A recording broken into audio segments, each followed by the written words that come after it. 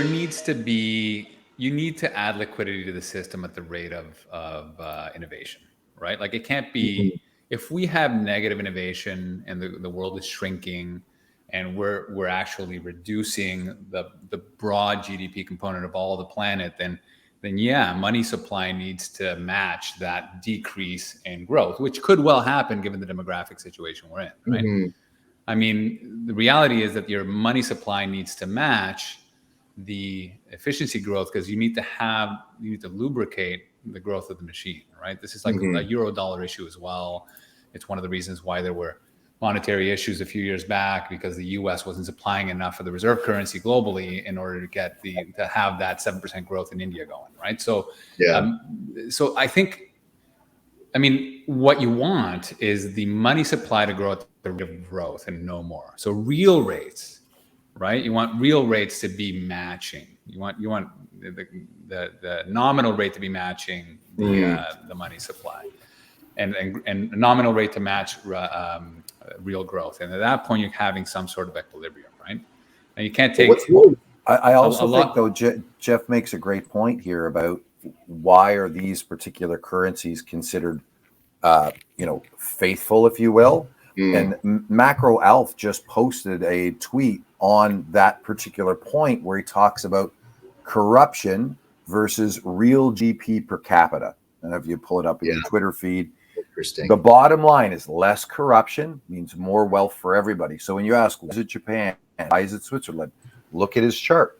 Lack of corruption, trust in the financial system, trust in the rule of law means that you have a higher confidence in parking your assets in that jurisdiction because you're going to get the return of that capital.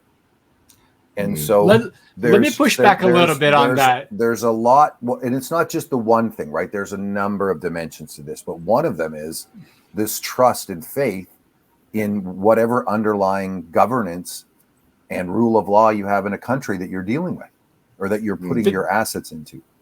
There was an interesting story a while back. I think it was just after COVID hit, and once again the yen and the Swiss franc caught a bid, and everybody was talking about the safe haven currencies again. Yeah. And they were explaining a little bit of the mechanics. So all the things that you guys are describing is absolutely correct. Rule of law and sort of the cortisol level of the citizens of these countries is much lower because you're not afraid to get shot. You're not afraid, to be lacking in shelter or all these things. But the dynamic they were explaining was these are relatively small, homogeneous countries. They tend to invest abroad quite a bit. And whenever there's a global risk-off environment, what happens is they repatriate their assets. So they bring their money home.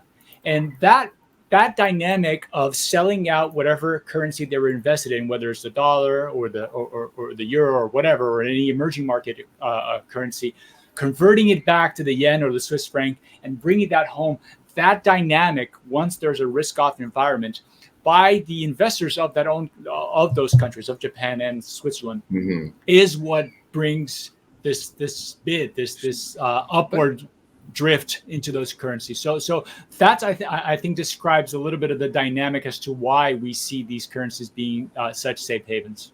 Yeah, Sure. And I'll also say, though, guys, I mean, we're talking about corruption here. We're not talking, I don't think Alf meant for this to be a, Nordic country versus the US. I think it's more Nordic country versus Argentina. Because, look, the strongest currency right now is the US dollar, right?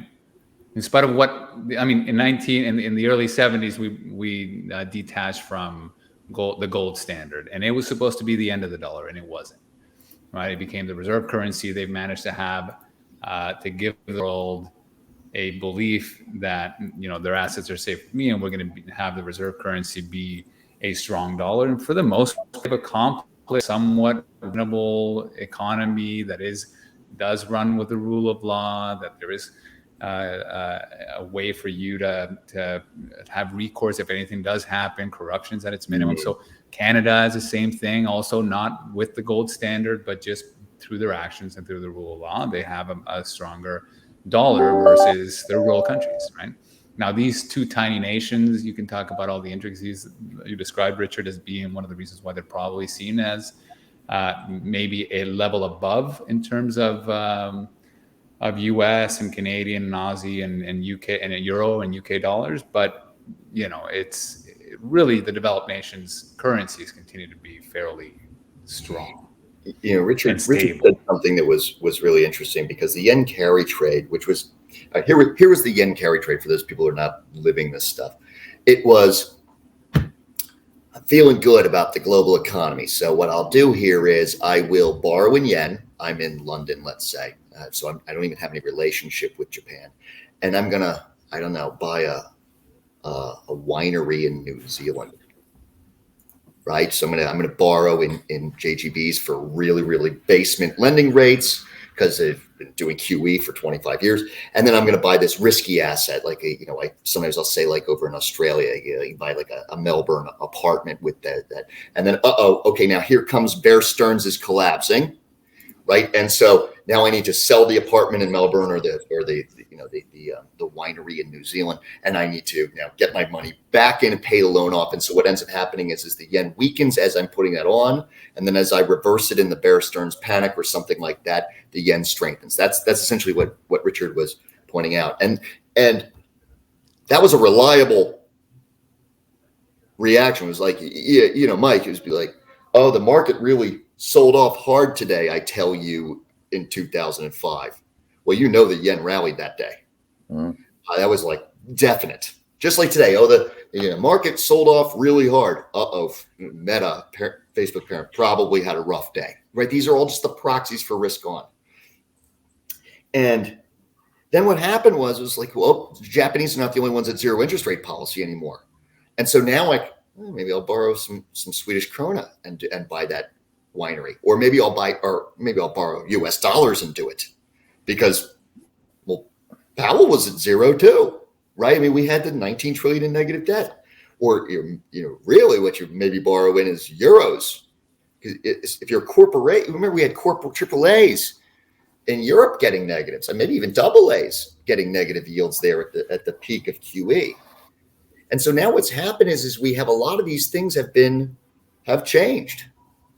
We had rules, quote unquote rules, because the market doesn't have any rules, that were in place, which were, there's a panic, market's selling off, give me some Google and some Facebook and so on, and get me out of like energy.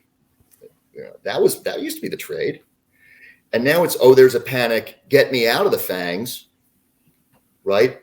Maybe the yen rallies, but maybe it sells off because the yen carry trade is no longer a thing. And so now there's a lot of things thrown into the mix here that have thrown people for a loop. And one of the problems for the last year has been, the stock market's selling off, because also at the exact same time, the bond market is selling off. And you don't know what 2023 brings, if the trades are going to be different, but generally speaking, a good little rule of thumb has been, if it was kicking everything's butt from 2009 to 2021, and you think that the bond market has trouble ahead of it, that's probably what's going to underperform in 23 by my best guess. And